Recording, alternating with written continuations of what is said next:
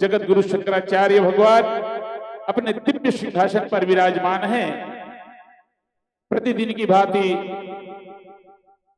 सबसे पहले पादुका पूजन, और आज का पादुका पूजन ग्राम पंचायत जोता सरपंच हरिशंकर वर्मा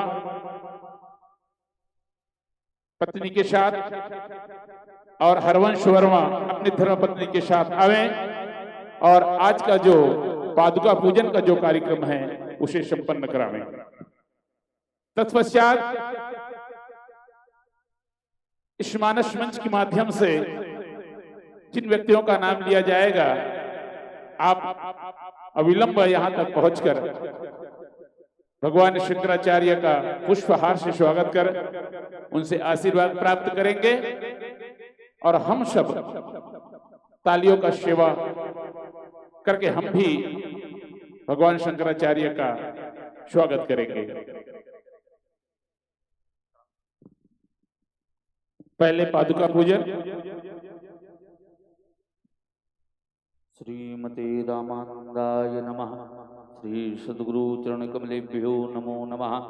हरि ओम मा ओम अपवित्रः पवित्रो वा सर्वावस्थांगतोऽपि वः ध्याय स्मरेत् पुण्डरीकाक्षं सबाह्याभ्यन्तरः स्तुतिः। ओम पुण्डरीकाक्षः पुनातुः पुण्डरीकाक्षः पुनातुः पुण्डरीकाक्षः पुनातुः धियाचम्यो। ओम केशवाय नमः नारायणाय नमः माधवाय नमः। हस्तौ प्रक्षाल्यो हृषिकेशाय नमो नमः। यजमान तिलकं चंदनस्य महत्पुण्यं पवित्रं पापनाशनम् आवदाम हर्ते नित्यं लक्ष्मी वसः सर्वदा।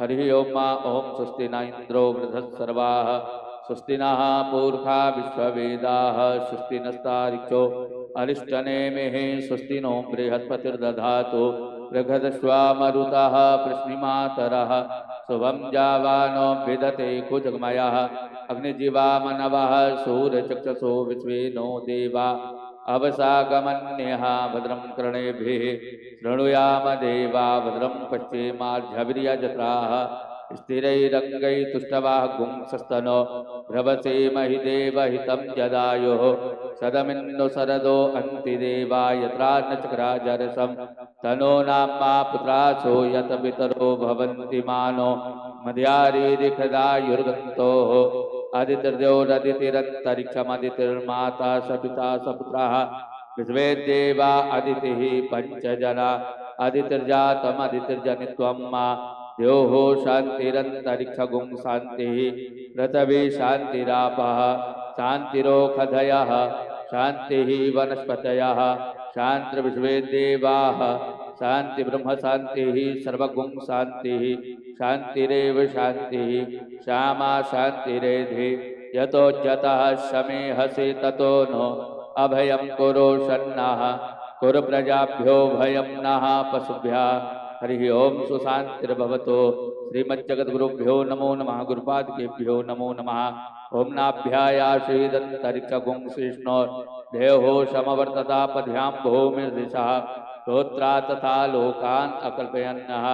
हरि ओम मा ओम चंद्रमा मनसो जातसक्षोः सूर्यो अजायतः श्रोत्राद्वायुश्च प्राणश्च मुखात् अग्निरजायतो यदभिगुंगभिः प्रजननं मे अस्तु दशवीरगुं सर्वगणगुं सुस्तये आत्मसनि प्रजा सनि पशु सनि लोक सन्नभय सनि अग्निः प्रजां बहुलां मे करोत्पन्नं पयोरेतो अस्मात्सु दत्तो कजले गर्भसम्भूतं करपूर्णे मृतिवृतम् आरार्तिक्यहं कुर्मे पश्चिमे वर्धो भवः।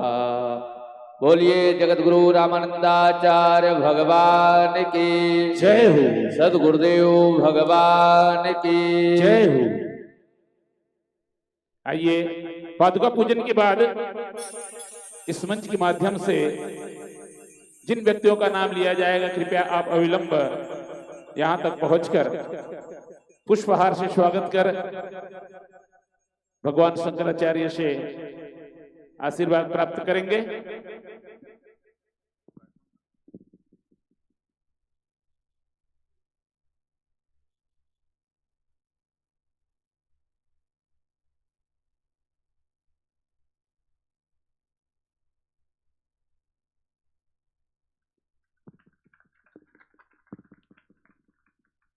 इस महायज्ञ का यजमान यजमानी के द्वारा स्वामी शंकराचार्य भगवान का पुष्पहार से स्वागत जोरदार कर दो ध्वनि के साथ आप भी सहयोग करेंगे। तत्पश्चात ग्राम पंचायत सरपंच हरिशंकर वर्मा धर्मपत्नी के साथ स्वागत करेंगे। आप हैं सर्वश्री प्रशांत पांडे जी, आप आए और पुष्पहार से स्वागत कर भगवान शंकराचार्य से आशीर्वाद प्राप्त करें। राम सिंह वर्मा नहना, राजकुमार सचिव ग्राम पंचायत जोता, लक्ष्य वर्मा नहना, नरोत्तम वर्मा पीड़ा, कुंवराम वर्मा, पवन वर्मा नहना, सरजू वर्मा नहना, रमा वर्मा हरदी, नील कुमार वर्मा, शिव कुमार भटली, धनुष राम वर्मा भूतपूर्व सरपंच जोता, शनत वर्मा अंधियारखोर, बाबूलाल राजपूत अड़बंधा सोनपुरी, मोहन सिंह राजपूत अंधियारखोर, शत्रुघ्न यादव नवागांव, इंद्रजीत पथरिया, शत्रुघ्न पाली पथरिया, शेष नारायण पेंड्री, राधेश्याम नवागांव, पूर्व सरपंच बप्पन सोनी सोनपुरी, डॉक्टर विनायक राजपूत जोता, भूपेंद्र वर्मा जोता, इंद्रजीत सिंह यादव पथरिया, बाबूलाल यादव जोता, खोमन शिव वर्मा प्रसदा, बलराम सिंह तिंगाली जेवरा। आप अविलंब इस मानस मंच तक पहुंचे और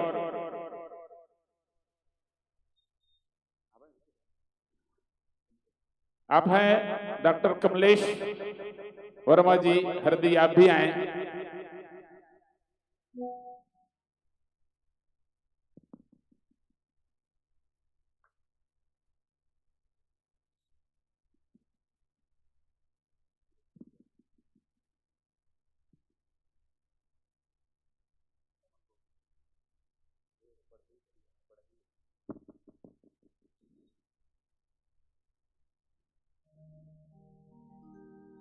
भैया जैतपुरी वाले बढ़ई, आप भी आए और भगवान शंकराचार्य का पुष्पहार से स्वागत कर उनसे आशीर्वाद प्राप्त करें। कुछ दानदाता भामाशाह हैं जो यज्ञ नारायण भगवान के श्री चरणों में अपनी धन रूपी लक्ष्मी का सदुपयोग किए हुए हैं।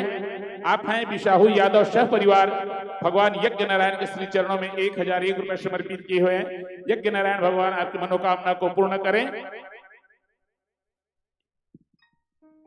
भागीरथी वर्मा शाह परिवार, भगवान श्री चरणों में 1100 रुपए समर्पित किए हुए हैं। यज्ञ नारायण भगवान आपकी मनोकामना को पूर्ण करें। आप है रामदयाल राजपूत सह परिवार, भगवान के श्री चरणों में 505 रुपए समर्पित किए हुए हैं। आप खबरी से आए हुए हैं। स्वर्गीय श्री नानू राम राजपूत प्रसदा, इनके द्वारा आज का सेवा भंडारा शाम रात्रि समय का इनके द्वारा होगा। यज्ञ नारायण भगवान इनका मनोकामना को पूर्ण करें। आप हैं लक्ष्मण लहरे, पिता स्वर्गीय चैत राम लहरे, 501 रुपए समर्पित किए हैं। आपका भी मनोकामना पूर्ण हो। आप हैं कुंवराम सुपुत्र संतराम शाह परिवार, भगवान के श्री चरणों में 15,000 रुपए समर्पित किए हुए हैं। यज्ञ नारायण भगवान आपका ही मनोकामना पूर्ण कर। ऐसे दानदाता भामाशाहों के लिए जोरदार तालियों से स्वागत हो। आप हैं राम कुमार शाह परिवार, 731 रुपए समर्पित किए हैं। आपका भी मनोकामना पूर्ण हो। आप हैं नरोत्तम वर्मा हिमेश्वरी, आपके द्वारा 1001 रुपए समर्पित हैं। आप पीड़ा से आए हुए हैं। आप हैं अरुण हेमलता, आपके द्वारा भी 1001 रुपए समर्पित किए हैं। आप भी पीड़ा से आए हुए हैं। आप हैं नरबदिया कृपाराम, आपके द्वारा 1001 रुपए समर्पित किए हैं। यज्ञ नारायण भगवान आपका ही मनोकामना को पूर्ण करें। आप हैं बलदाऊ सिंह मचगांव, आपके द्वारा 250 रुपए समर्पित किए हुए हैं। आपका ही मनोकामना पूर्ण हो। आप हैं शिव कुमार राजपूत सह परिवार, भगवान के चरणों में 1001 रुपए समर्पित किए हुए हैं। यज्ञ नारायण भगवान आपका ही मनोकामना को पूर्ण करें। आप हैं परदेसी राम निषाद, आपके द्वारा 100 रुपए समर्पित हुए हैं। आपका भी मनोकामना भगवान यज्ञ नारायण पूर्ण करें। आप हैं भाई दलपुरवा से गोविंद, आप आए और स्वामी शंकराचार्य भगवान का पुष्पहार से स्वागत कर उनसे आशीर्वाद प्राप्त करें। कुछ हमारे इष्ट मित्र हैं, हमारे साथी हमारे ग्राम से, कहते हैं कि प्रतिवर्ष यज्ञ कराने से क्या होता है। प्रतिवर्ष यज्ञ कराने से क्या होता है, मैं उस भाई साहब से पूछना चाहता हूं कि प्रतिदिन आप स्नान करके अपने घर में पूजा स्थान पर प्रतिदिन सुबह सब हाथ जोड़ते हैं, इससे क्या होता है? आप कृपया आकर बताएंगे मुझे यज्ञ का महत्व क्या होता है। हमारे बीच अनेक श्रोता बैठे हैं अनेक ग्रामों से, जो आज भी भगवान यज्ञ नारायण के श्री चरणों में अपना धन रूपी लक्ष्मी समर्पित कर रहे हैं। और पिछले बार भी जो आए थे, कितनों चित परिचित चेहरा है जो यज्ञ नारायण भगवान के चरणों में अपनी सेवा प्रदान किए हैं। या तो आप उनसे पूछिए कि आप प्रति वर्ष दान करते हैं तो क्या महत्व है। एक बार जोरदार ऐसे बोलने वालों के लिए ताली हो जाए। और सभी दानदाता भामाशाह आप सबको नमन वंदन प्रणाम। आइए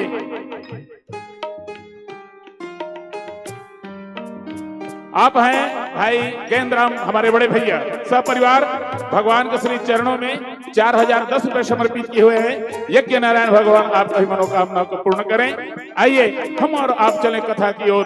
भगवान शंकराचार्य के श्री चरणों में नमन करते हुए, वंदन करते हुए, प्रणाम करते हुए आज 7वें दिवस का जो राम कथा महाराज श्री के श्रीमुख से सुनने का सुअवसर मिला है, हमें सुनाकर अनुग्रहित करें, हमें लाभान्वित करें, हम पर कृपा करें। बोलो यज्ञ नारायण भगवान की जय। स्वामी श्री सीतानाथ समारंभः रामानंदार मध्यमाम् अस्मदाचार्य पर्यन्तां वन्दे श्री गुरु परंपराम्। अहिनतान्त निर्मल पूतान्तः करुणोः महात्मानः परिसदस्योः निगल विद्या कलाप पारावार पारदृष्टारः सनातन धर्म परिपालन तत्पराः हिंदु धर्मोद्धारक धौर्याः विशिष्टाद्वैत सिद्धांत परिपालन तत्पराः सर्वे प्रवृत्तिरधिकारिणो मताः यदि भगवत वाक्य प्रचार प्रसार संलग्नाः श्रीरामानंदा मताधराः शास्त्रालोडन तत्पराः श्रीमज्जगद्गुरु रामानंदाचार्याः श्री कामदगिरिपीठाधीश्वराः अनंतः श्री विभूषित पूज्यपादारविन्दाः स्वामी श्री रामस्वरूपाचार्याः महाराजाः विजयन्तेतराम विजयन्तेतराम विजयन्तेतराम। बोलिए श्रीमज्जगद्गुरु रामानंदाचार्य भगवान की, सद्गुरुदेव भगवान की। धर्म की अधर्म का प्राणियों में विश्व का कल्याण, गौ माता की जय, गौ हत्या बंद हो, सत्य सनातन धर्म की जय। नमः पार्वती पतये हर हर महादेव।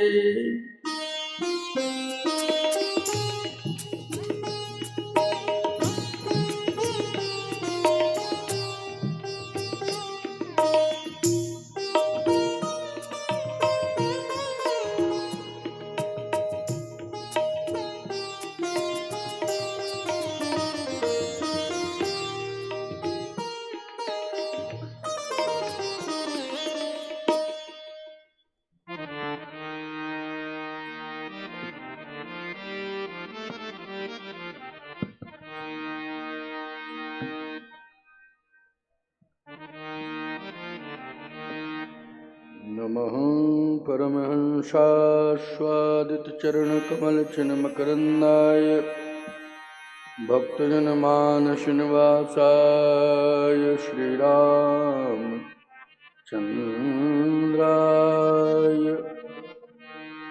मङ्गलं कौशलेन्द्राय महनीयगुणाब्धे चक्रवर्ती तनूजाय सार्वभौमाय मंगलम। सीतानाथ समारंभां श्यामानंदार्य मध्यमाम् अस्मदाचार्य पर्यन्तां वन्दे श्री गुरु परंपराम्। हे हनुमंत बिराजियो कथा होत तुय आस, शुचि सेवक तुम राम के मैं चरणन को दास। अपने अपने घरन की सब काहू को पीर, उन्हें पीर सब घरन की धन्य धन्य रघुवीर। बोलिए श्री यज्ञ नारायण भगवान की जय। जय सिया राम जय जय सिया राम। जय सिया राम जय जय सिया राम। जय सिया राम जय जय सिया राम। जय सिया राम जय जय सिया राम। जय सिया राम जय जय सिया राम। जय सिया राम जय जय सिया राम। जय सिया राम जय जय सिया राम। जय सिया राम जय जय सिया राम। जय सिया राम जय जय सिया राम। जय सिया राम जय जय सिया राम।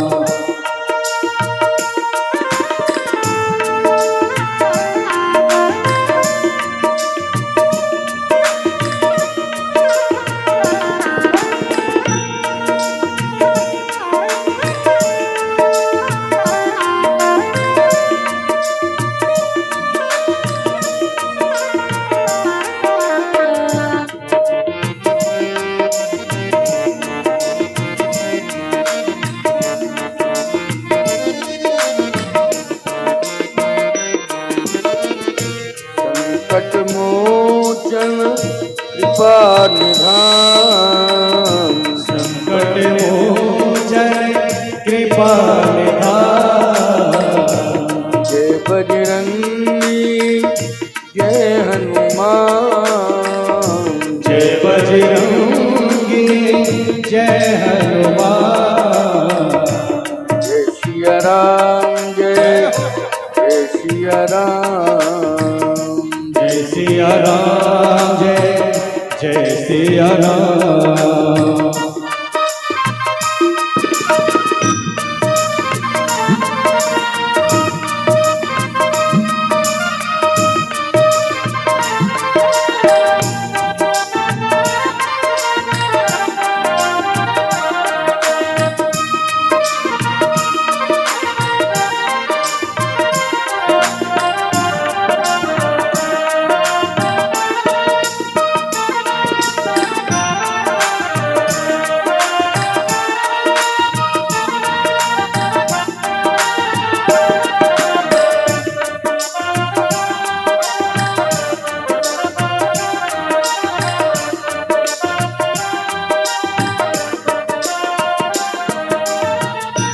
जय जय विपत्ति हरण हनुमान।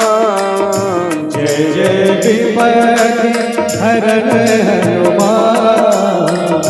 जय जय कुमति हरण हनुमान। जय जय कुमति हरण हनुमान। जय सिया राम जय जय सिया राम। जय सिया राम जय जय सिया राम।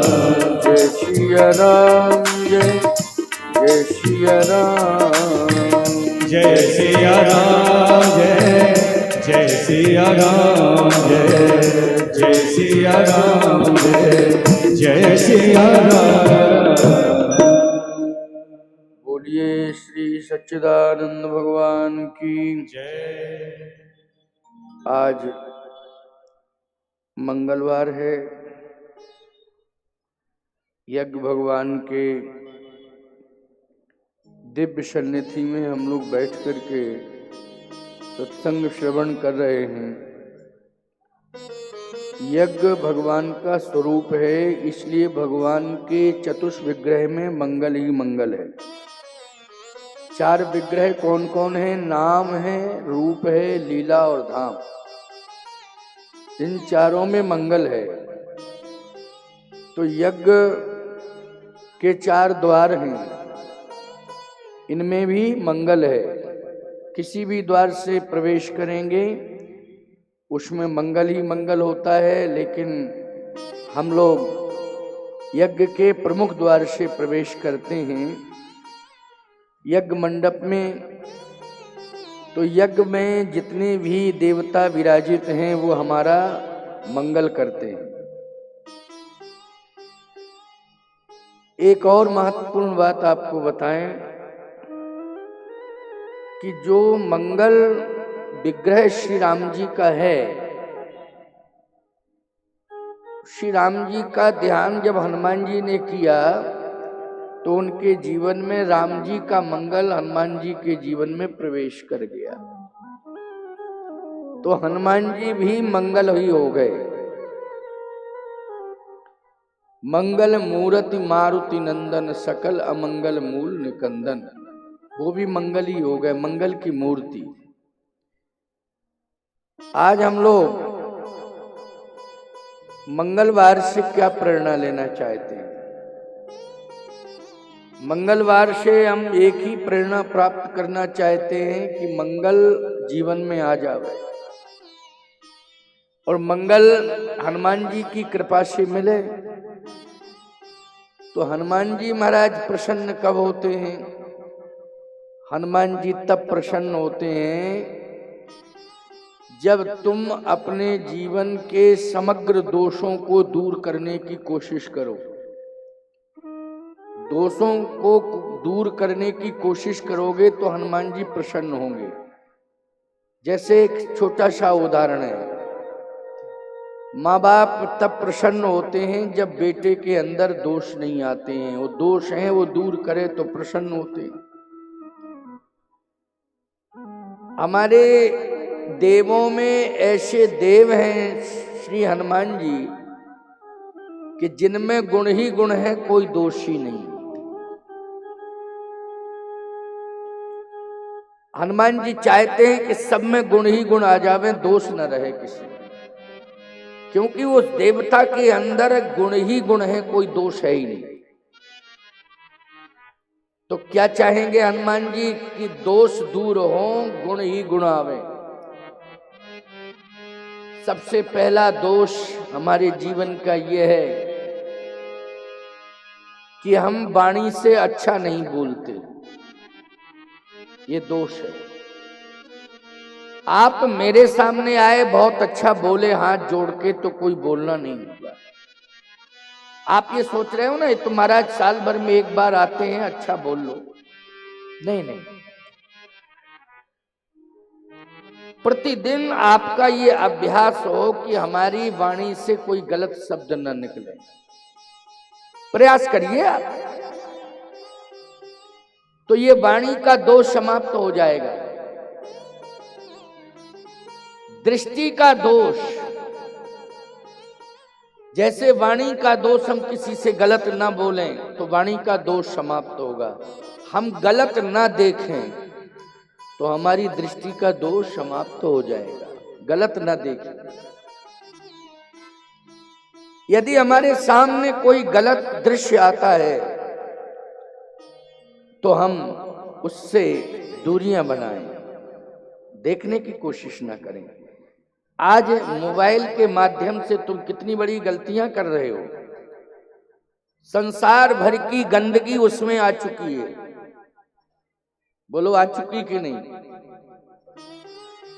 मैं कहता हूं कि हमारा देश तो बहुत मर्यादित था, लेकिन ये विदेशी कल्चर के कारण, विदेशियों के कारण हमारे देश के लोग भी उसी कल्चर को अपना रहे हैं। तो ये पूरा विश्व भरा पड़ा है जिसको महात्म्य लिए हैं उसमें, और उसमें ये जो भी हम देख रहे हैं अच्छा भी है उसमें, ऐसी बात नहीं है। बहुत से धार्मिक ग्रंथ हैं, कथाएं हैं और तमाम प्रकार की औषधियां हैं जो आपको रोग मुक्त कर देती हैं।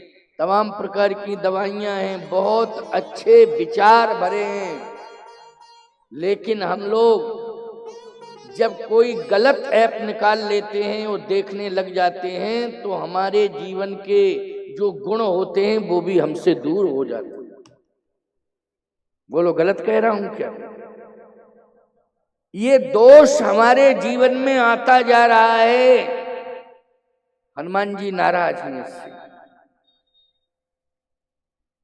हनुमान जी कहते हैं कि दृष्टि में पवित्रता हो, यदि गलत दृश्य सामने आ रहा है तो हम परहेज रखें। क्या रखें? परहेज रखें। एक बात आपसे मैं पूछ रहा हूं,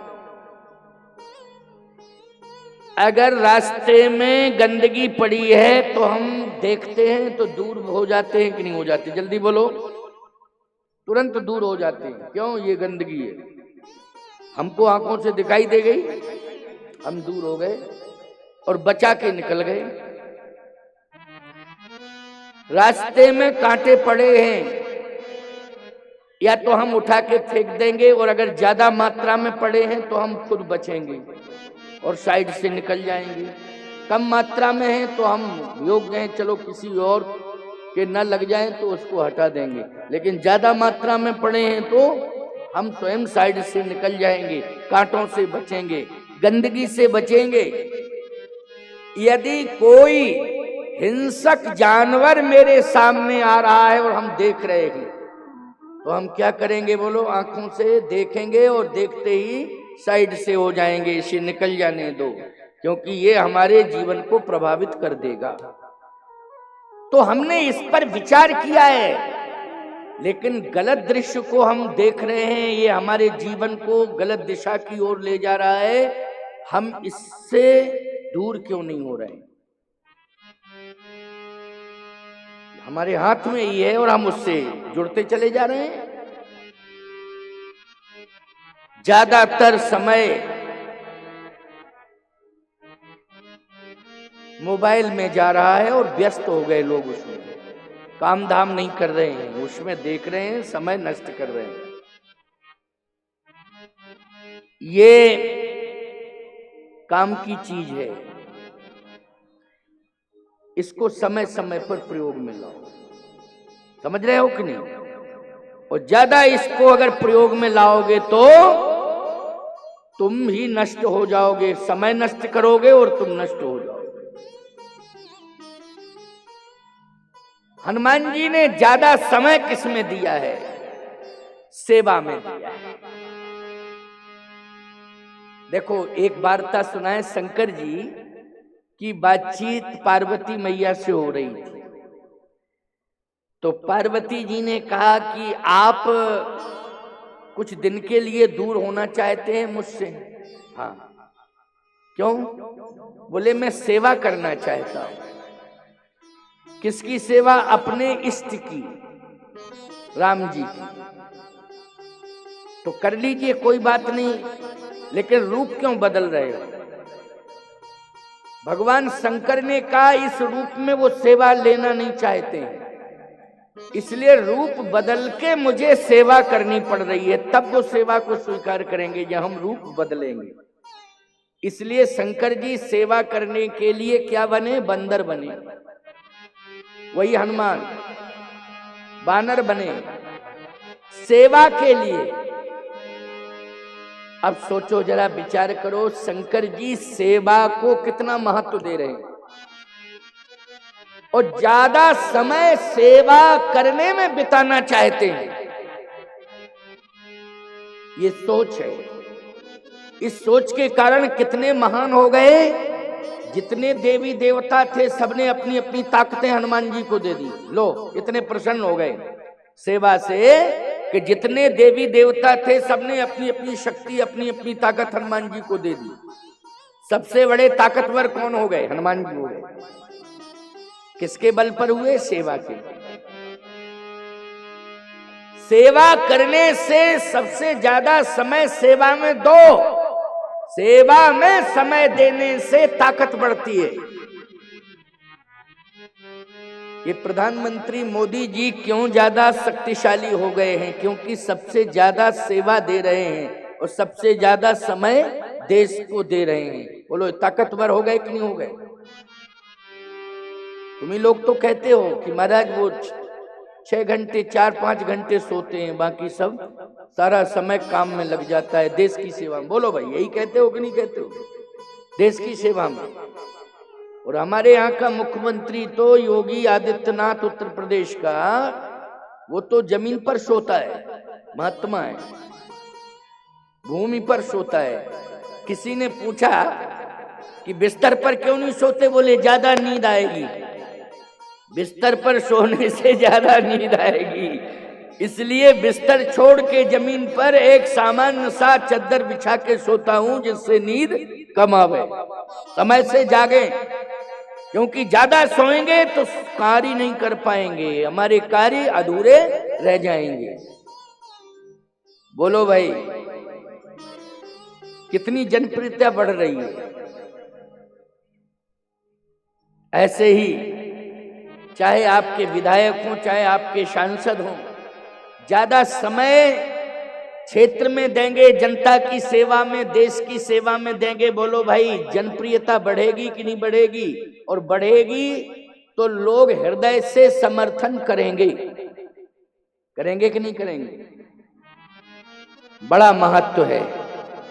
इसलिए व्यर्थ में समय नहीं गंवाना है, सेवा में समय गंवाना है। सेवा, ये सेवा क्या है? बोले सेवा भजन है। जैसे ज्यादा से ज्यादा कोई भजन करता है तो उसमें संख्या गिनी जाती है, कितने हजार मालाओं का भजन हो गया। याद रखना, यह हम महात्माओं के साथ भजन जोड़ा जाता है। लेकिन जीवात्मा जितनी ज्यादा से ज्यादा सेवा करेगा, बुजुर्गों की, परिवार की, समाज की, राष्ट्र की सेवा में समय देगा जीवात्मा, वो सारा सेवा वाला समय भजन में जोड़ दिया जाएगा। ये शास्त्र कह रहा है। भज सेवायाम धातु से भजन बन गया। भज सेवायाम धातु, सेवा ही भजन हो गया।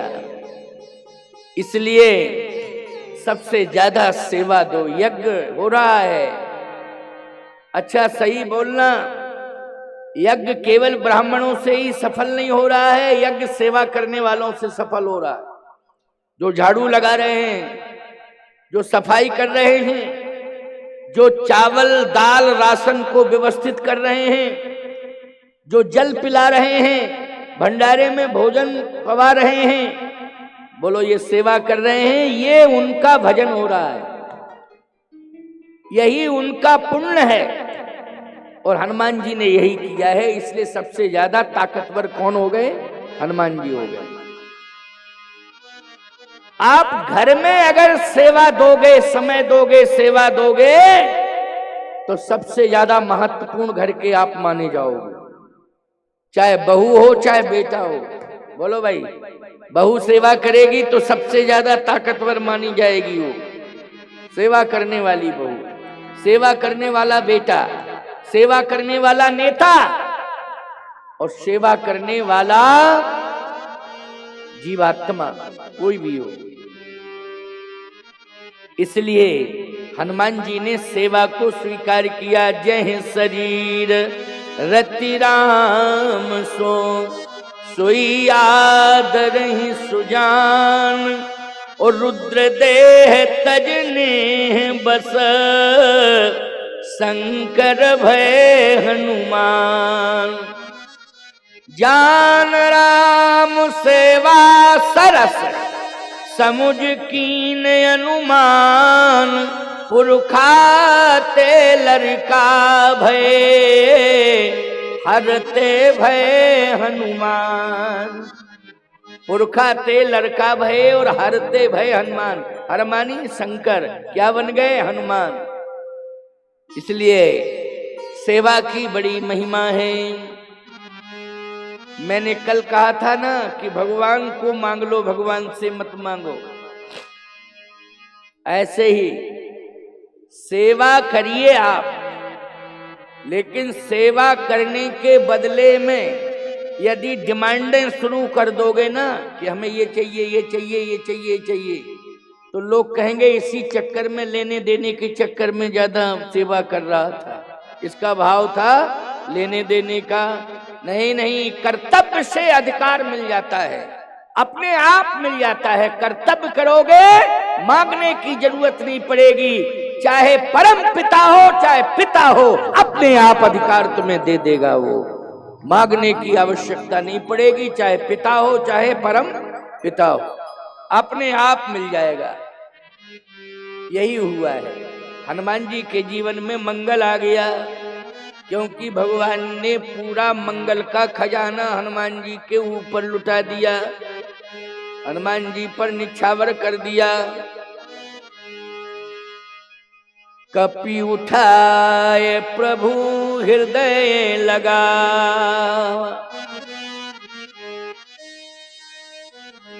कपि मानी हनुमान जी को उठाया, हृदय से लगा लिया। जैसे हृदय से लगाया, तब रघुपति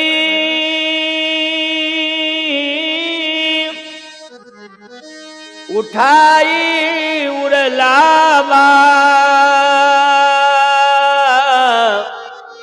निज नैनन जल सींच जुड़ावा। भगवान ने हनुमान जी को हृदय से लगाया और निज नैनन जल सींच जुड़ावा। नेत्रों से आंसू निकले हैं भगवान के, हनुमान जी को जब हृदय से लगाया। ये है प्रेम आंसू। किसके आंसू हैं? प्रेम के आंसू। जब आपका बेटा अच्छा काम करता है ना, तो आप हृदय से लगाते हो और आंसू निकल आते हो, वो होते प्रेम के आंसू। और याद रखना, जब बेटा गलत काम करता है तो बाप दूर हो जाता है और आंसू निकल आते हैं उसके। ये हैं दुख के आंसू। दुख के आंसू निकलते हैं तो बेटे को हृदय से नहीं लगाता है कि तुमने गलत काम किया है, हमें बड़ा दुख है और हम तुमसे दूरियां बना के रखेंगे। अब रोने लगता है। अच्छा काम करता है बेटा तो बाप उठा के हृदय से लगा लेता है। हनुमान जी को भगवान ने उठाया, हृदय से लगाया है। किष्किंधा कांड में निज नैनन जल सींच जुड़ावा। हनुमान जी का पूरा शरीर गीला हो गया। इतने आंसू हनुमान जी के शरीर पर पड़ गए भगवान के नेत्रों के, कि पूरा शरीर जो है, जैसे जल में स्नान कर लेते हो ना, तो पूरा शरीर कैसा हो जाता है? गीला हो जाता है। वैसे ही हनुमान जी का शरीर अश्रु प्रपात से पूरा शरीर जो है भीग गया, गीला हो गया। भगवान ने कहा, हनुमान क्या चाहिए मांग लो। हनुमान जी ने कहा, कुछ भी नहीं चाहिए। भगवान ने कहा, नहीं नहीं, कल गीधराज जटायु से कहा था मांगो, तो गीधराज जटायु ने बाद में मांगा। बोले कुछ नहीं चाहिए, देना है तो भक्ति दे दो। कौन सी भक्ति? अविरल भक्ति दे दो। अगर दे नहीं है, ज्यादा ही कह रहे हो तो। वैसे कुछ भी नहीं चाहिए। भगवान ने कहा, बोलो हनुमान क्या चाहिए? हनुमान जी ने कहा, कुछ भी नहीं चाहिए। नहीं नहीं नहीं नहीं, मैं दूंगा, तुम्हें लेना पड़ेगा। हनुमान जी ने कहा, तो भक्ति दे दो। क्या दे दो? भक्ति। अच्छा, गीधराज जी ने अविरल भक्ति मांगी, लेकिन हनुमान जी ने भी क्या अविरल भक्ति मांगी? नहीं नहीं, अविरल भक्ति नहीं मांगी हनुमान जी ने। फिर नाथ भगति अति सुखदायनी, नाथ भगति अति सुखदायनी, नाथ भगति अति सुखदायनी, नाथ भगति अति सुखदायनी, देहु कृपा करी अनपायनी, देहु कृपा करी अनपायनी, देहु कृपा करी अनपायनी, देहु कृपा करी अनपायनी, नाथ भगति अति सुखदायनी, नाथ भगति अति सुखदायनी। देहु कृपा करियन पायनी। देहु कृपा कर अनपायनी। अनपायनी भक्ति दो। अनपायनी भक्ति का मतलब होता है बिना पैर वाली भक्ति। उस भक्ति के पैर नहीं होना चाहिए। भगवान ने कहा क्यों बिना पैर वाली भक्ति क्यों मांग रहे हो? हनुमान जी ने कहा पैर वाली भक्ति तो चली जाएगी, कभी पैर होंगे तो चली जाएगी, और बिना पैर वाली भक्ति कहीं जाएगी नहीं, मेरे पास ही रहेगी। जब पैर ही नहीं होंगे तो वो कहीं नहीं जाएगी, मेरे पास रहेगी। इसका मतलब है हनुमान जी अपने पास सदा भक्ति को रखना चाहते हैं। भक्ति कभी किसी क्षण भी हनुमान जी कहते मेरे जीवन से दूर नहीं होनी चाहिए। भक्ति की बड़ी महिमा है। हनुमान जी के पास ज्ञान तो भरा पड़ा है। जय हनुमान ज्ञान गुण सागर, ज्ञान के समुद्र हैं, लेकिन ज्ञान नहीं मांग रहे हैं। क्या मांग रहे हैं? भक्ति मांग रहे हैं। देखो, जो भक्ति करता है वो सेवा करता है। बोलो भाई, भक्ति करने वाला क्या करता है? सेवा करता है। और सेवा करने से भक्ति जाती नहीं है, सदा रहती है। कृपा बनी रहती है भक्ति की, जो सेवा करते हैं। सबरी ने सेवा की है ना, तो भक्ति उसके पास रही। और भगवान आए तो भगवान ने भी 9 प्रकार की भक्ति दे दी सबरी की। हनुमान जी के पास ज्ञान का भंडार है। ज्ञान तो मांगते ही नहीं है, वो कहते हैं भक्ति मुझे दे दो। भगवान ने कहा चलो मैं तुम्हें भक्ति दे रहा हूं, कभी वो भक्ति जाएगी नहीं, कभी नहीं जाएगी तुम्हारे जीवन से। लक्ष्मण जी ने कहा इसकी कोई गारंटी नहीं है। पैर नहीं होंगे तो कोई चला आएगा उठा के ले जाएगा? बोलो भाई, जैसे आपके पास पैसा है, आप इधर उधर हुए, किसी की निगाह पड़ गई, वो उठा के ले जाएगा। आपके पास मोबाइल फोन है, इधर उधर निगाह हुई, पड़ा है मोबाइल, उठा के कोई ले जाएगा? ऐसे ही लक्ष्मण जी ने कहा कोई आएगा तो इधर उधर थोड़ी बहुत निगाह होगी, भक्ति को लेके चला जाएगा। ये कोई गारंटी नहीं है कि भक्ति हमेशा रहेगी। भगवान ने कहा कि भक्ति, ऐसी भक्ति दे रहा हूं कि कोई उस भक्ति की चोरी नहीं कर पाएगा। कैसे? भगवान राम ने कहा कि हे हनुमान, मैं जहां रहता हूं मेरे चरणों में सदा भक्ति निवास करती है, और मैं सदा तुम्हारे हृदय में निवास करूंगा। तो जब तुम्हारे हृदय में मैं निवास करूंगा, भक्ति मेरे चरणों में रहती है, कौन माई का लाल ले जाएगा? लक्ष्मण जी बोले अब पक्की बात हो गई, अब तो किसी की हिम्मत ही नहीं है। आप हृदय में रहेंगे तो फिर भक्ति तो सदा हनुमान जी के हृदय में रहेगी, कहीं जाएगी नहीं। वंदो पवन कुमार खलबन पावक ज्ञान घन, जासु हृदय आगार, बसहि राम सर चाप धर। भगवान राम हृदय में बैठ गए हनुमान जी। भक्ति सदा सदा के लिए हनुमान जी के जीवन में आ गई, हनुमान जी के हृदय में बैठ गई। अब भगवान ने कहा क्या चाहते हो? कहे प्रभु, दास बन के सेवा करना चाहता हूं। क्या बन के? दास। कोई बात नहीं, दास बन गए हो, सेवा करना। कहे ऐसे नहीं, फिर दास वाला प्रमाण पत्र दो, टेम्परेरी बात नहीं। अच्छा एक बात बताओ, यदि बिना प्रमाण पत्र के आप नौकरी करोगे तो कभी भी निकाल दिए जाओगे कि नहीं? जल्दी बोलो।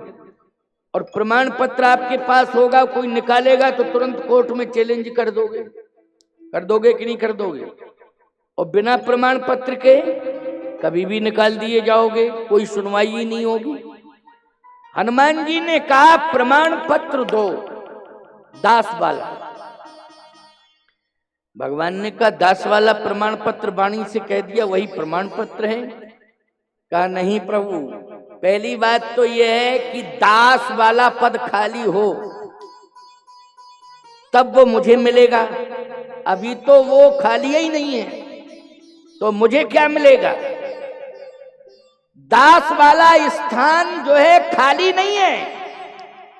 जब वो दास वाला स्थान खाली होगा तब मैं उस स्थान पर बैठूंगा। भगवान ने कहा कौन बैठा है दास वाले स्थान पर? हनुमान जी बोले नाथ शैल पर कपिपति रही, सो सुग्रीव दास तो हई। सुग्रीव दास वाले पद पर बैठा है, दास वाले स्थान पर बैठा है। जब तक सुग्रीव को आप दास वाले स्थान से दूर नहीं करेंगे तब तक वो दास वाला स्थान मुझे मिलेगा नहीं। भगवान ने कहा तो फिर दास वाले स्थान पर वो बैठा है तो उसे कोई पद तो देना ही पड़ेगा। हनुमान जी बोले हम ये नहीं कहते हैं कि आप उसको बिल्कुल बेकार कर दें, नहीं, उसे भी आप कोई पद दे दें। तो कौन सा पद दे दें? हनुमान जी बोले उसको आप मित्र वाला पद दे दो, दास वाला मुझे दे दो। मित्र वाला आप सुग्रीव को दे दो। तहि सन्नाथ मैत्री कीजे, ओ दीन जान मोहि अभय करीजे। नाथ शैल पर कपिपति रही, वो सो सुग्रीव दास तो अहई। किष्किंधा कांड। कौन सा कांड है? किष्किंधा कांड है। भगवान ने कहा कि कहां है वो? कहे पर्वत पर। लक्ष्मण जी ने कहा ये दास के लक्षण थोड़ी है कि स्वामी नीचे खड़ा हो और दास जो है खोपड़ी पर हो। पर्वत का मतलब ऊंचाई और पृथ्वी का मतलब है गहराई।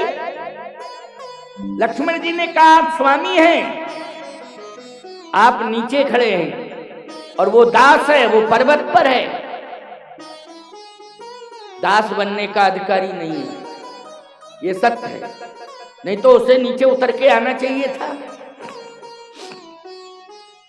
भगवान ने कहा तो फिर उतरेगा नहीं? बोले नहीं उतर सकता है। अगर आप मुझे सदा सदा के लिए दास बनाना चाहते हैं तो कृपा करके आप स्वयं चले चलिए। तो भगवान ने कहा चलो चलें।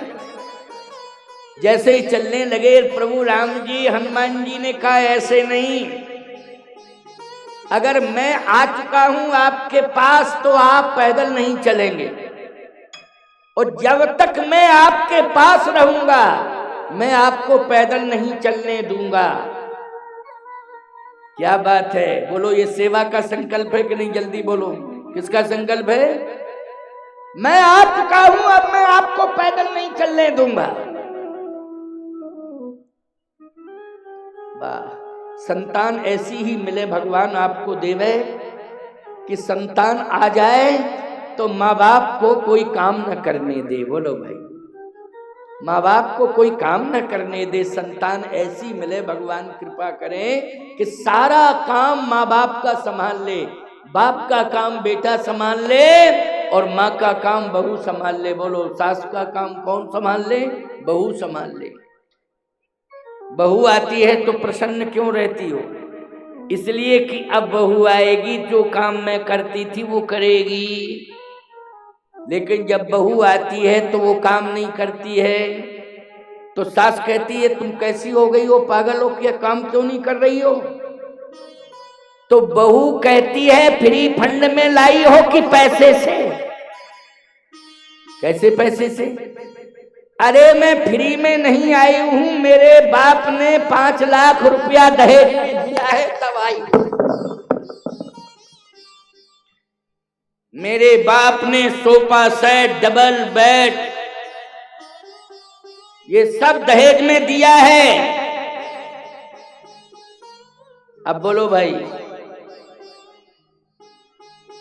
पैसा भी दिया है, सामान भी दिया है, सोफा सेट, डबल बेड, बहू का दिमाग अपसेट हो गया, दिमाग अपसेट, मैं क्यों काम करूंगी?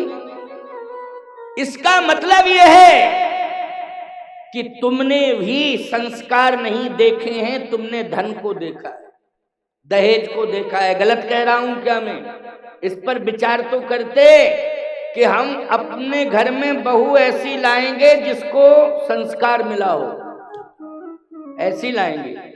और संस्कार जो बहू लेके आती है वो सेवा करने का संकल्प लेके आती है। वो सामान नहीं देखती है, वो सेवा देखती है। मैं एक बात कहता हूं, दहेज देना शुभ है। क्या है? शुभ है। और दहेज देना पुण्य है, लेकिन दहेज मांगना पाप है प्यारे। दहेज मांगना नहीं चाहिए, दहेज लेना तो चाहिए लेकिन मांगना नहीं चाहिए। दहेज का तात्पर्य है शुभ, और दहेज मानी पुण्य। बोलो है कि नहीं? ईमानदारी के साथ बताओ।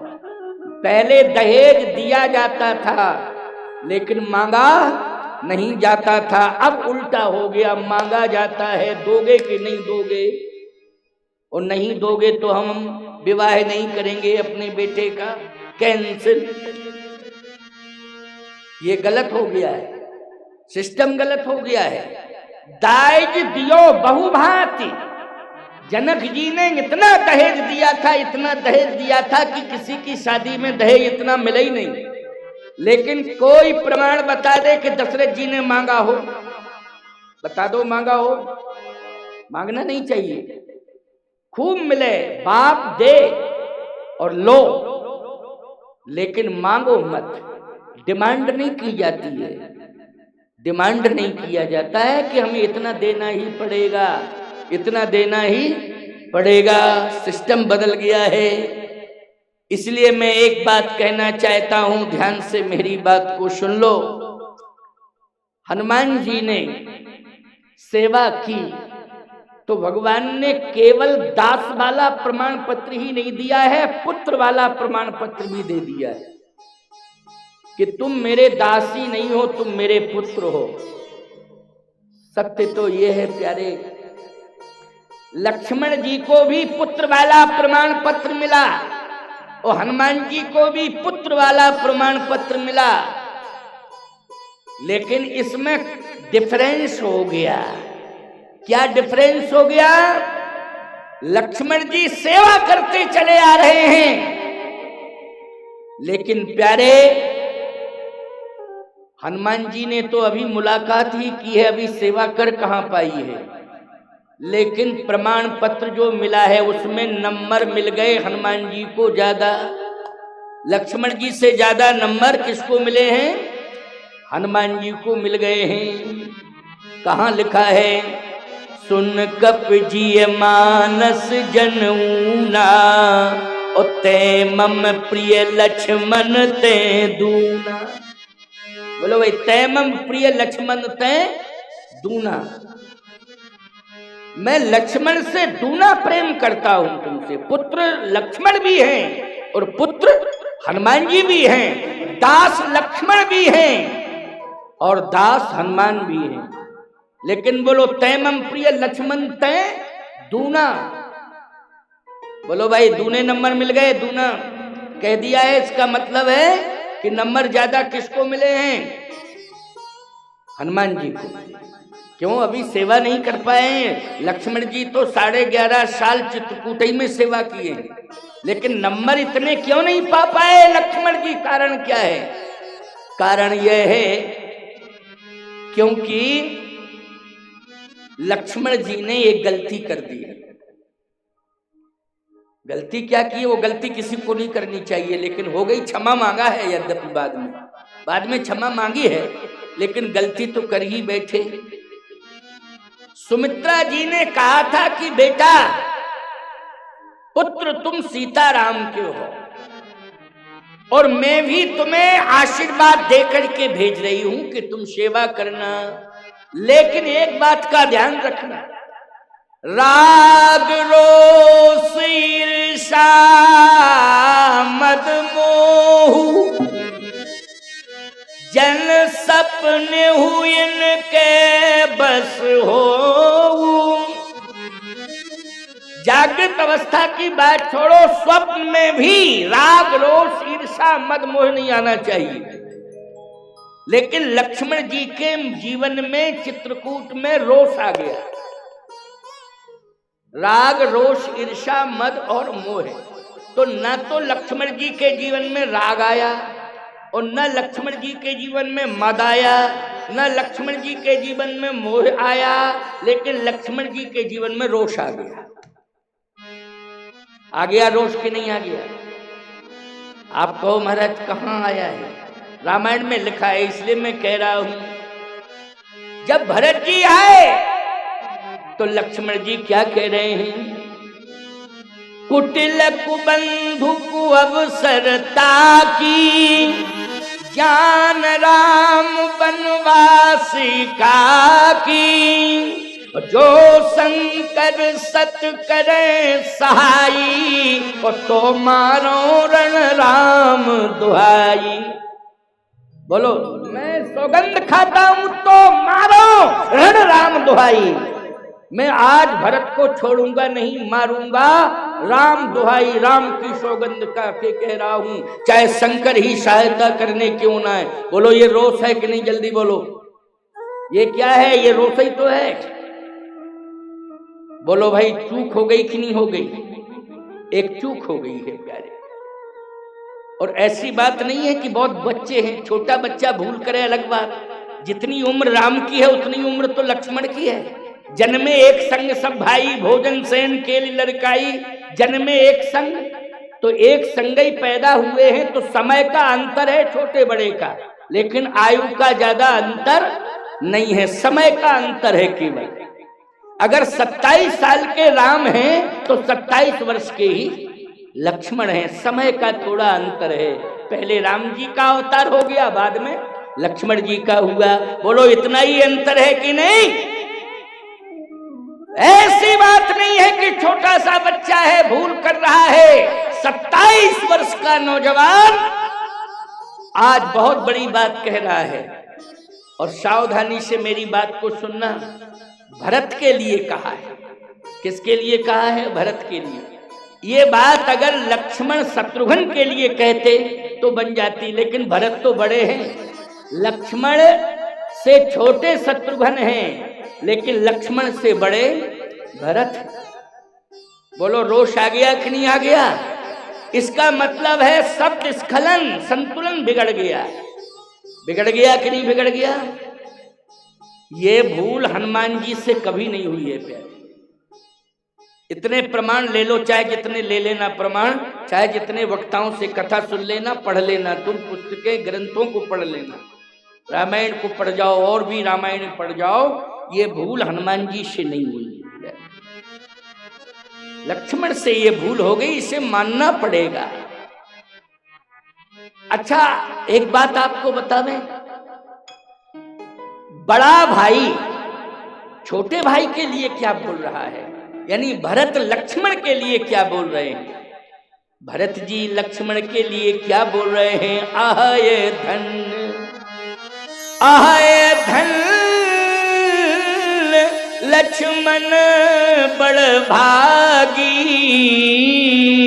राम पदार बिंद अनुरागी, जीवन लाभ लखन भल पावा, ओ सब तजी राम चरण मन लावा। बोलो प्रशंसा कर रहे हैं कि नहीं कर रहे हैं? भरत जी लक्ष्मण की भूर भूर प्रशंसा कर रहे हैं और अपने को क्या कह रहे हैं? आहाय धन, भरत लक्ष्मण के लिए कह रहे हैं आहाय धन लक्ष्मण बड़ भागी, राम पदार बिंद अनुरागी। लक्ष्मण को कह रहे हैं बड़भागी, वो अपने लिए क्या कह रहे हैं?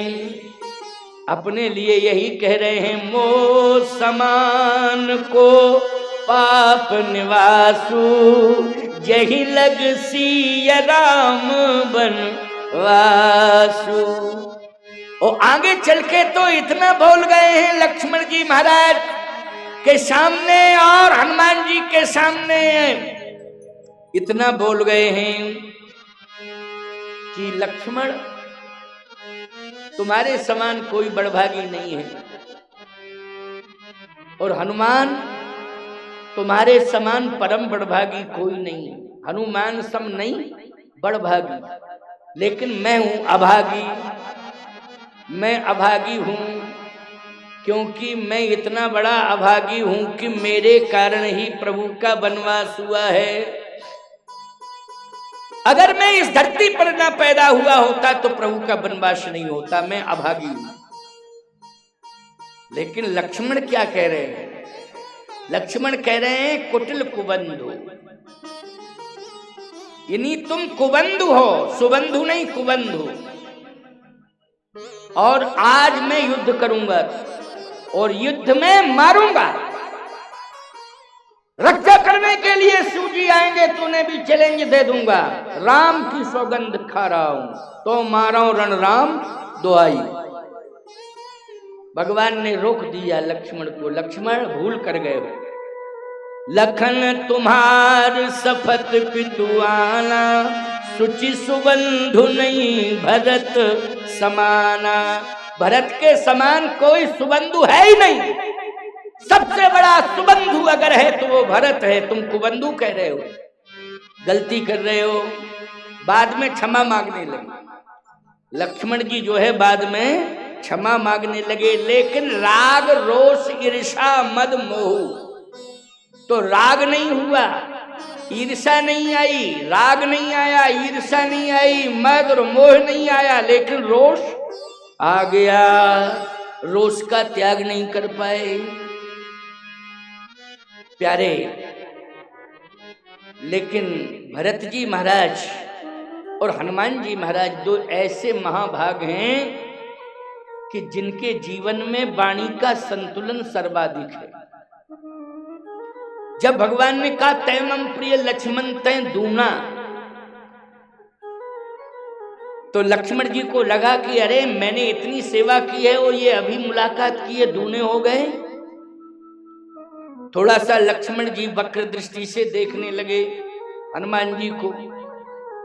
लेकिन हनुमान जी ने तुरंत ही चरण पकड़ लिए और साष्टांग प्रणिपात करके चरण पकड़ लिए।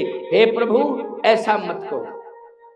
प्रभु पहचान पर गए चरना, बड़े प्रमाण हैं, बहुत सारे प्रमाण हैं।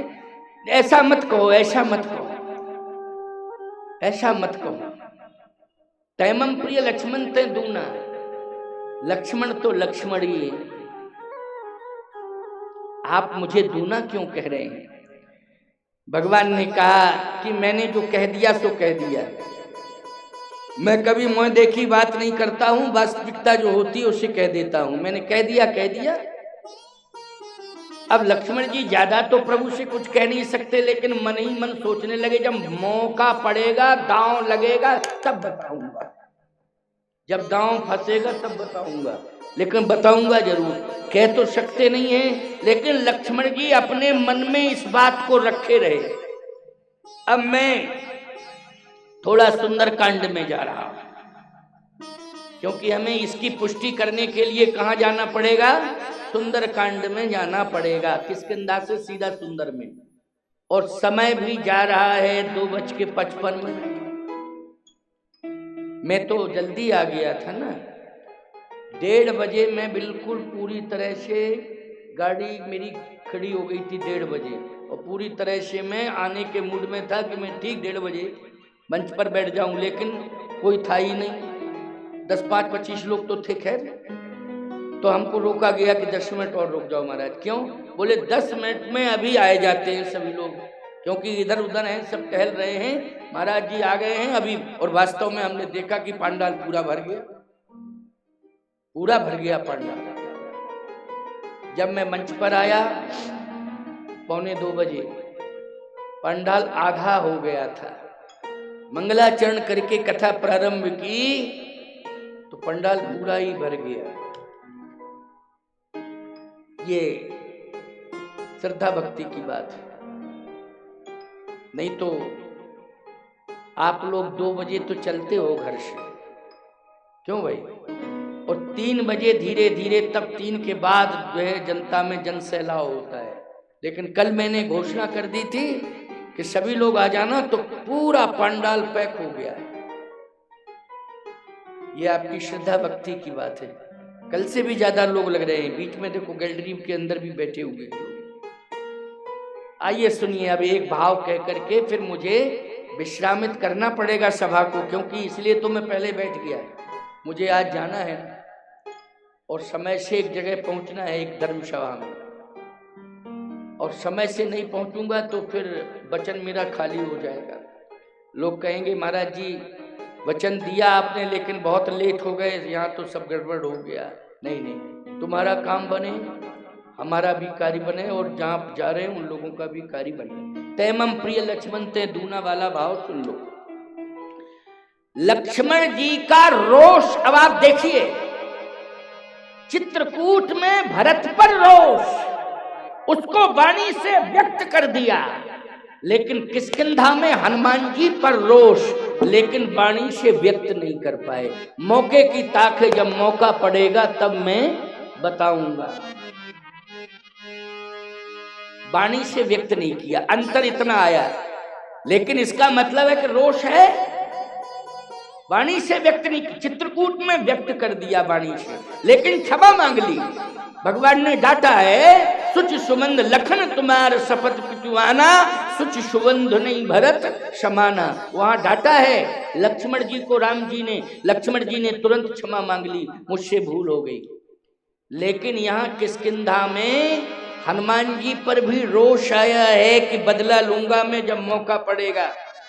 अच्छा मान लीजिए लक्ष्मण जी से कोई ये पूछे कि क्या बदला लोगे आप, और बदला लेने के लिए कौन सा चांस देख रहे हो, कौन सा समय देख रहे हो जिसमें बदला लेने का मौका मिल जाए? हनुमान जी महाराज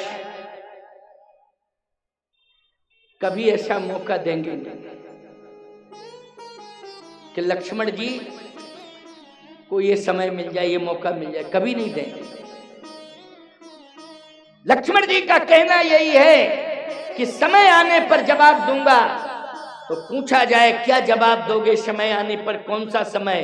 बोले प्रभु ने इनको स्वीकार कर लिया और प्रशंसा कर दी, तैमम प्रिय लक्ष्मण ते दूना। और प्रशंसा करने वाले में अभिमान आ जाता है, और आगे इनमें अभिमान आएगा, और जैसे ही अभिमान आएगा वैसे ही मैं प्रभु से कहूंगा कि ये सबसे बड़े अभिमानी हैं। अब बताइए जितने पावर दिए हैं वापस ले लो, जितने प्रमाण पत्र दिए हैं सारे प्रमाण पत्र वापस ले लो, अधिकार सारे अपने वापस ले लो, ये मैं कहूंगा। हनुमान जी मौका देंगे नहीं, लेकिन तलाश में हैं। सुंदर कांड में थोड़ी सी गुंजाइश मिली किसको? लक्ष्मण को।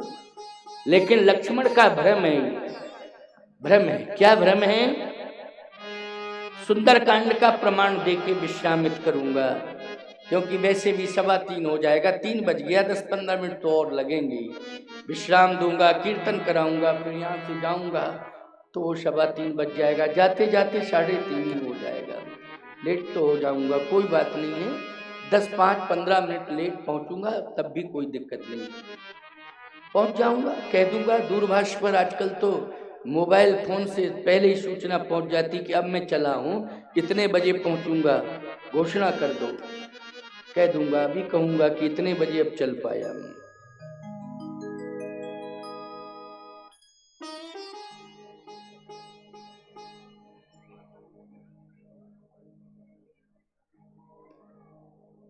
तो मैं ये कहना चाहता हूं कि अभिमान की तलाश है। लक्ष्मण जी को अभिमान आएगा, क्योंकि प्रशंसा हो गई है। अब ये ऐसे ऐसे प्रशंसा जिसकी होती है तो कार्य करने में मन लगता है। क्यों भाई? किसी की आप प्रशंसा कर दें तो कार्य करने में मन नहीं लगता है कि अब मैं और करूंगा और करूंगा। तो लक्ष्मण जी ने कहा प्रशंसा हो रही है और मैं भी अब डबल प्रशंसा, मैं भी करूंगा इनकी प्रशंसा, और प्रशंसा करूंगा तो अभिमान बढ़ेगा, अभिमान बढ़ेगा तो सारे अधिकार वापस आ जाएंगे। ऐसा नहीं, हनुमान जी को अभिमान आता ही नहीं। कार्य खूब करते हैं, बड़े बड़े कार्य करते हैं, लेकिन अभिमान नहीं आता है। जैसे आपको बताएं, अभी ये चर्चा हमारे संचालक जी ने कहा था कि महाराज जी ये पत्र भी उन्हीं का है शायद, और उन्होंने अभी दूरभाष से ध्वनि विस्तारक यंत्र से कहा था, माइक से, ध्वनि विस्तारक यंत्र माइक को कहते, अभी अभी कहा था कि कोई व्यक्ति कहता है यज्ञ करने से क्या होता है।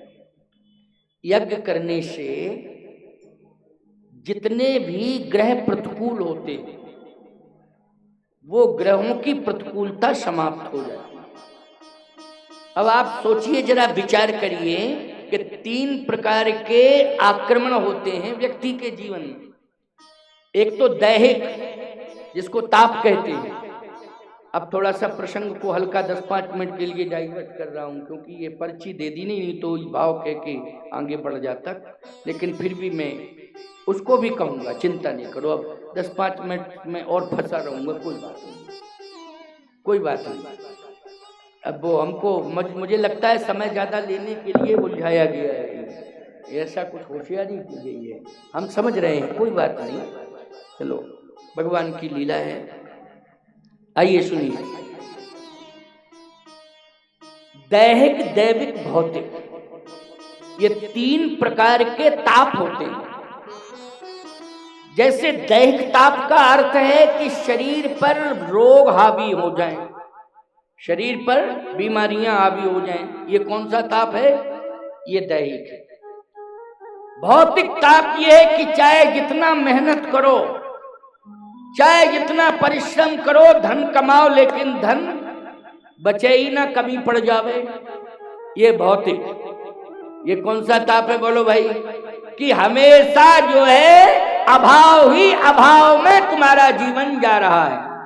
इसका मतलब है कि भौतिक ताप, लक्ष्मी साथ नहीं दे रही है, बोलो भाई, क्योंकि धन के अभाव में ही तो तुम सुविधाएं नहीं जुटा पा रहे हो, धन के अभाव में ही अपने कार्यों को पूरा नहीं कर पा रहे हो, ये भौतिक ताप है। अच्छा, दैविक, धन भी है और शरीर में बीमारी भी नहीं है, इसके बाद भी परेशान है। बोलो भाई, इसके बाद क्या हो? परेशान हो। डॉक्टरों के पास जा रहे हो, डॉक्टर कहता कोई बीमारी है ही नहीं, जाओ। प्यारे, ज्योतिषियों के पास जा रहे हो, क्या बता दें कौन सा ग्रह प्रतिकूल हो गया है जो हमारे यहाँ आपदा आ रही है, परेशानी आ रही है, अशांति छाई है, धन खूब भरा पड़ा है, शरीर में कोई डॉक्टर कहता बीमारी नहीं है, फिर अशांति क्यों आ रही है? ज्योतिषी अपना पैसा वैसा लेने के चक्कर में ये उपाय कर लेना, वो उपाय कर लेना, ऐसा कर लेना, वैसा कर लेना, और तुमने वो उपाय किए, इसके बाद भी शांति नहीं आई। बोलो भाई, शांति नहीं आई। इसका मतलब है कि देवता नाराज है, समझ रहे हो कि नहीं? और जो उपाय बताए गए हैं, याद रखना, उन उपायों से भी वो संतुष्ट नहीं।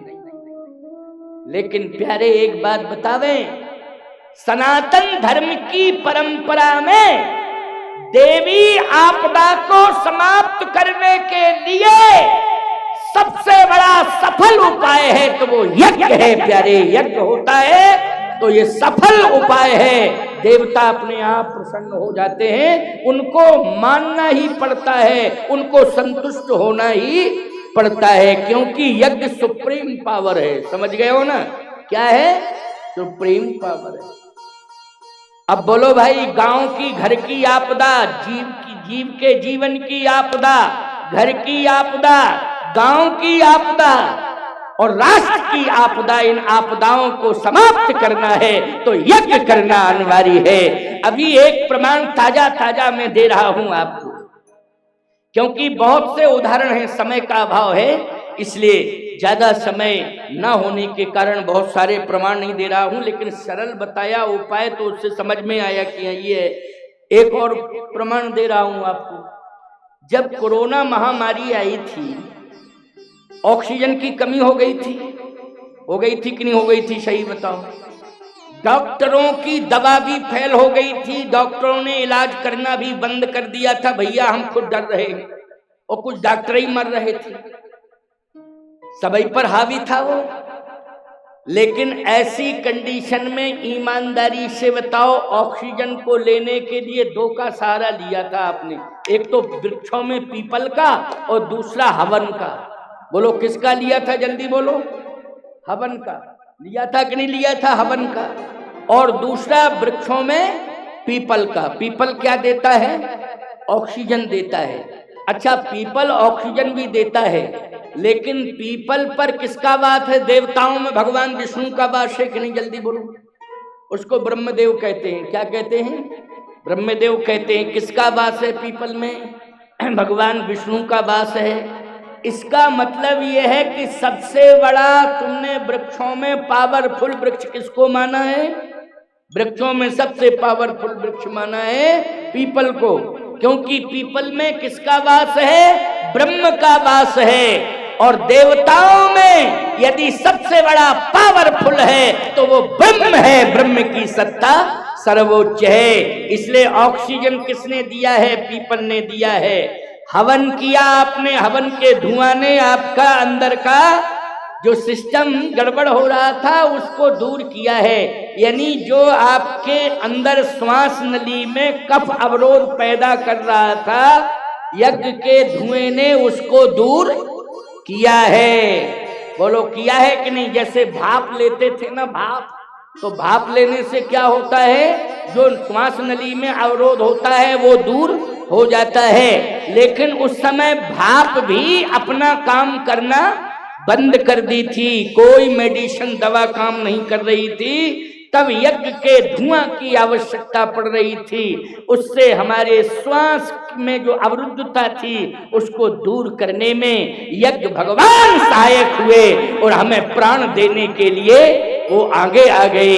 इसलिए मैं कहता हूं कि यज्ञ जो है आध्यात्मिक दृष्टि से हमारे यहाँ सबसे बड़ी ताकत है। सनातन धर्म की परंपरा में यज्ञ सबसे बड़ी ताकत है, शक्ति है। इसलिए देवी आपदाएं दूर हो जाती हैं, और देवी आपदाएं जब दूर हो जाती हैं तो निश्चित रूप से हमारा जनजीवन सामान्य हो जाता है, प्रभावित नहीं होता है। इसलिए हमें प्रत्येक गांव में यज्ञ करना चाहिए। यज्ञ से उस गांव की व्याधियां दूर हो जाती हैं। यज्ञ करने से देवताओं की नाराजगी समाप्त हो जाती है। यज्ञ करने से प्रकृति प्रसन्न हो जाती है और समय पर वर्षा हो जाती है और खेती में हरितमा आ जाती है। हमें पर्याप्त मात्रा में धन धान्य मिल जाता है।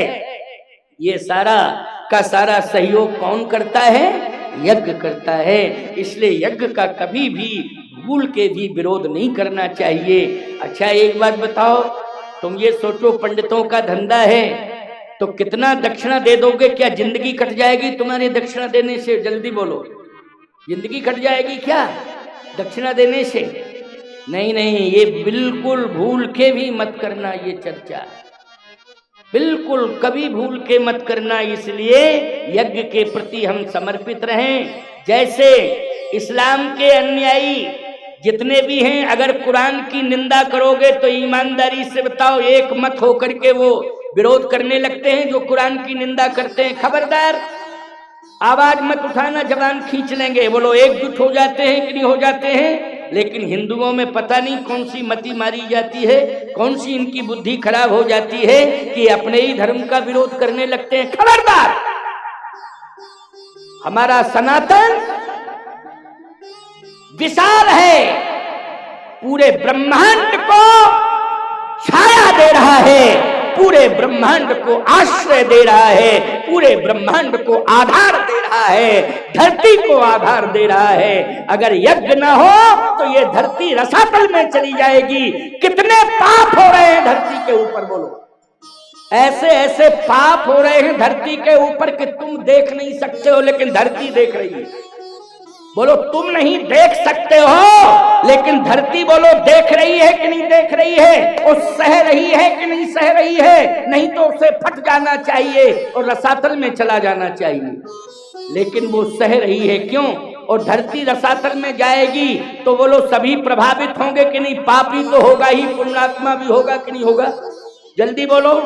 पापी प्रभावित होगा लेकिन पुण्यात्मा भी हो जाएगा कि नहीं हो जाएगा? हो जाएगा, सभी हो जाएंगे प्रभावित। याद रखना, लेकिन यज्ञ की कृपा से पापियों के पाप को धरती सह रही है और तुम्हें आधार दे रही है। ये यज्ञ की महिमा है। और याद रखना, इन पापियों के पाप का लेखा जोखा हो रहा है, और इन पापियों के पाप को भले ही प्रभावशाली व्यक्ति कोई पाप करता है, पापी बन जाता है, प्रभाव के कारण उसका कुछ भी नहीं बिगड़ता है। लेकिन मैं कहता हूं, देवीय आपदा से, वो प्रकोप से वो बच नहीं सकता है, उसको पनिशमेंट समय से अवश्य मिल जाएगा, इसमें शंका करने की आवश्यकता नहीं है। इसलिए देवी पनिशमेंट जो होता है उससे कोई बच नहीं सकता है प्यारे।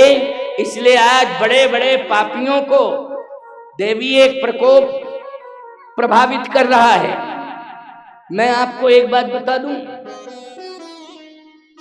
मेरी आंखों देखी बात।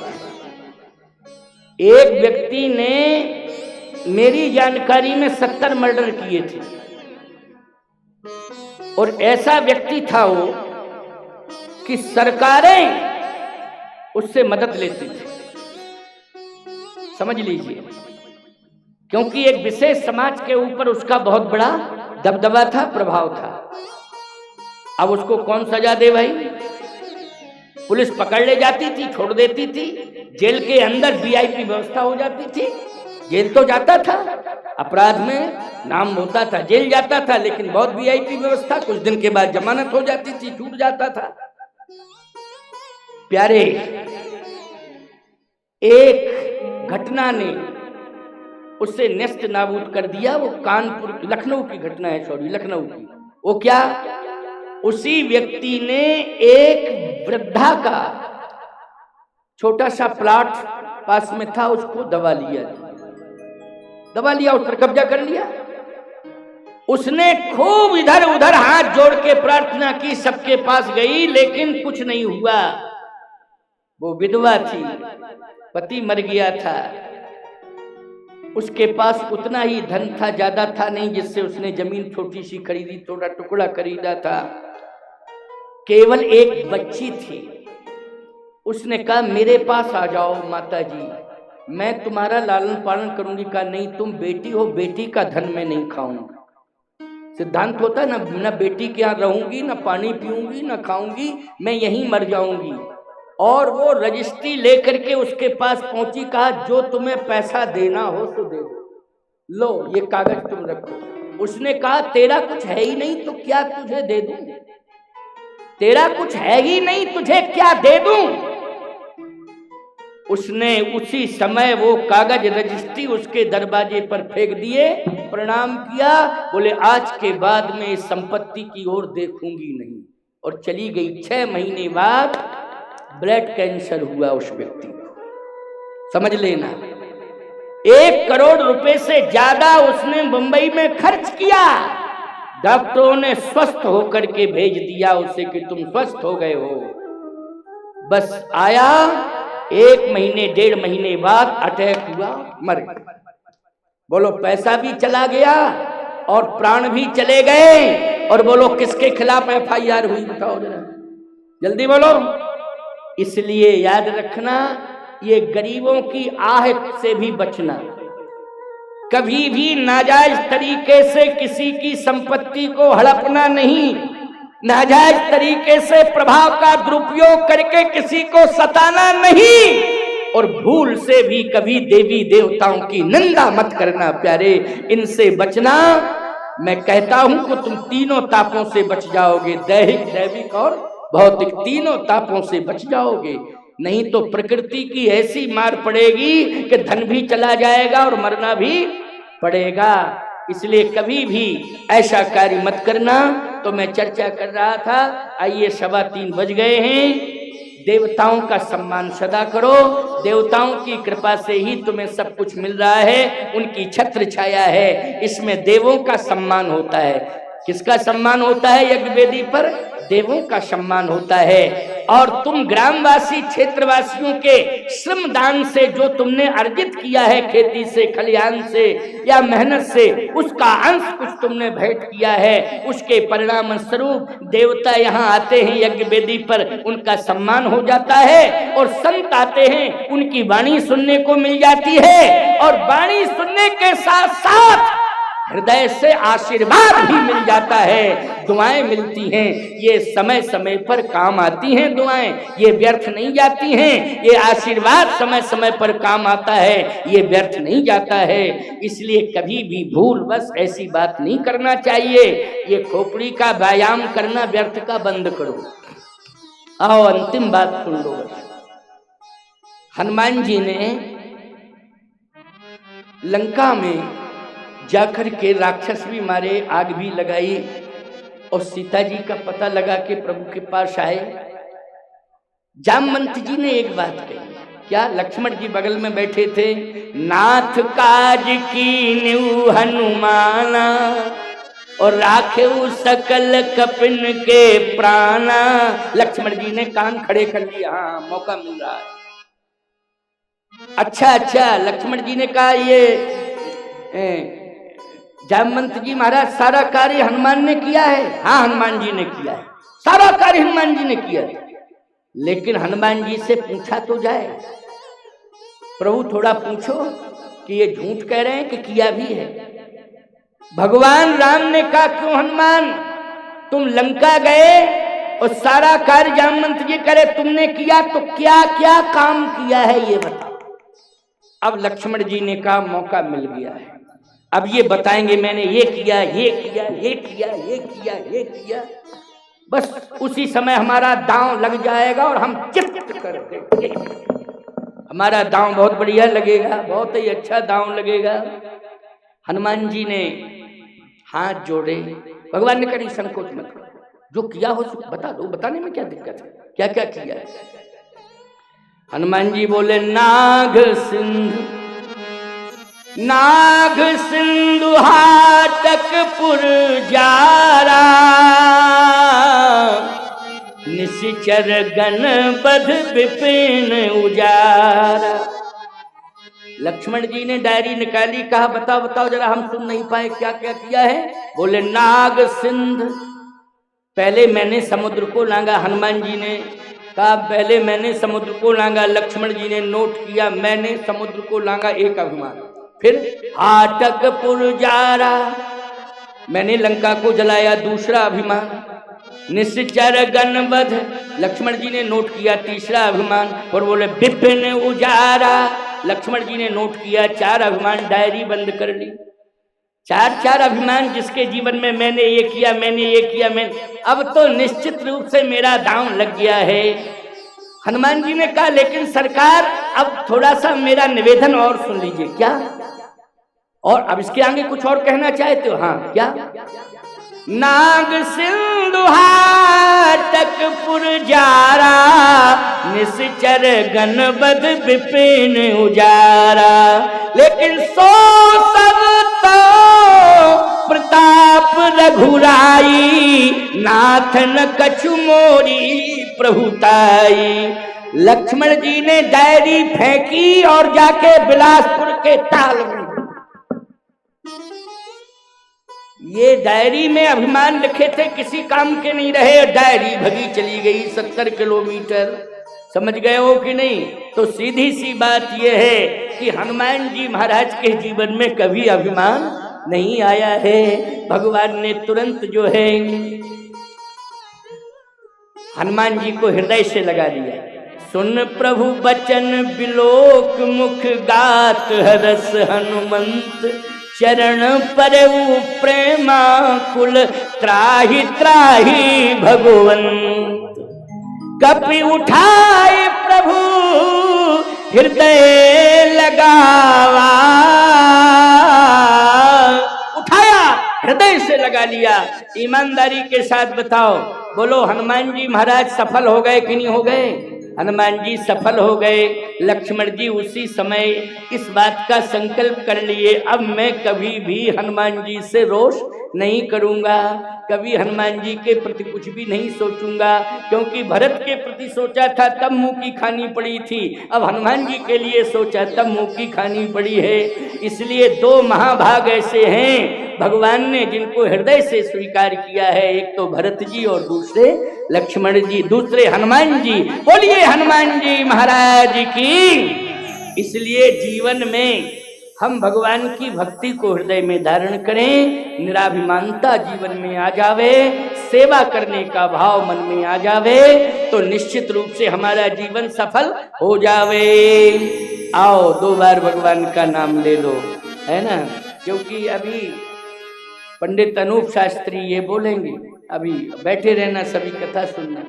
इसके बाद जगत गुरु दिनेशाचार्य जी आएंगे, वो कथा कहेंगे। तो मंच तो आपका जिस तरह से चलता आ रहा है वैसा ही चलेगा, लेकिन मुझे चूंकि आज जाना था इसलिए मैं पहले ही बोल चुका। मंच के प्रारंभ में ही मैंने अपनी बांगमयी सेवा को श्री यज्ञ भगवान के चरणों में समर्पित किया। आप सबने श्रवण किया। मैं यज्ञ समिति को, इस गांव को कितना साधुवाद धन्यवाद दूं। जोता ग्राम, ये जोता नैना है ना, ये नैना जोता है, हाँ तो ठीक तो कह रहा हूँ। दोनों गांव, क्या बात है, एक ही पंचायत है और आप लोग हमेशा सरपंच के रूप में हरिशंकर वर्मा को चुनते हो, और हरिशंकर वर्मा और पूरे गांव और तुम जैसे भक्तों के प्रयास से ये यज्ञ प्रतिवर्ष होता है। और ये सत्य है कि यज्ञशाला इतनी अच्छी बन गई है तो अब यज्ञ बंद हो ही नहीं सकता है, यज्ञ सदा होता ही रहेगा, क्योंकि यज्ञशाला इतनी अच्छी बन गई है। उस यज्ञशाला के बनवाने में बहुत बड़ी अहम भूमिका जो प्रयास किया है हरिशंकर वर्मा ने, क्योंकि राजनेताओं के दरवाजे को सदा खटखटाते रहे और बार बार यही कहते रहे कि मेरी पंचायत को मुझे चाहिए तो यज्ञशाला चाहिए, मुझे यज्ञशाला दो, यज्ञशाला दो, यज्ञशाला। और ये प्रयास सफल हो गया। ये बालक बहुत अच्छा है, ऊर्जावान है और हमेशा विकास के रास्ते पर चलता है, और विकास के साथ साथ परंपरा का रास्ता, सिद्धांत का, ये यज्ञ हमारी परंपरा है, बोलो है कि नहीं? तो ये परंपरा भी चल रही है और गांव की सड़कें, क्षेत्र की सड़कें, ये विकास है। इसलिए आध्यात्मिक परंपरा और भौतिक विकास, इन दोनों से परिपूर्ण आपका क्षेत्र, और जिसमें हरिशंकर वर्मा सरपंच की बहुत बड़ी भूमिका, और आप सबका हृदय से समर्थन और हृदय से यज्ञ के लिए समर्पण, ये सारी बातों को लेकर के मैं हृदय से बहुत बहुत शुभकामनाएं देता हूं, बहुत बहुत आशीर्वाद देता हूं, बहुत बहुत मंगल कामनाएं सभी को दे रहा हूं। अबाल वृद्ध नर नारियों को, जितने भी यहाँ बैठे हैं, सभी को मेरा समान रूप से आशीर्वाद है। आओ 2 बार कीर्तन कर लो। कीर्तन करने के बाद में फिर अनूप शास्त्री बोलेंगे, इसके बाद में जगत गुरु दिनेशाचार्य जी। पूरा मंच जैसे चलता है ना, 5:30-6 बजे तक चलता है, 5:30-6 के बीच तक चलेगा। आओ कीर्तन कर लो। श्री राम जय राम, जय जय राम, श्री राम जय राम, जय जय राम, श्री राम जय राम, जय जय राम, श्री राम जय राम, जय जय राम, श्री राम जय राम, जय जय राम, श्री राम जय राम, जय जय। बोलिए यज्ञ नारायण भगवान देवतन की, सब संतन की जय जय सीताराम।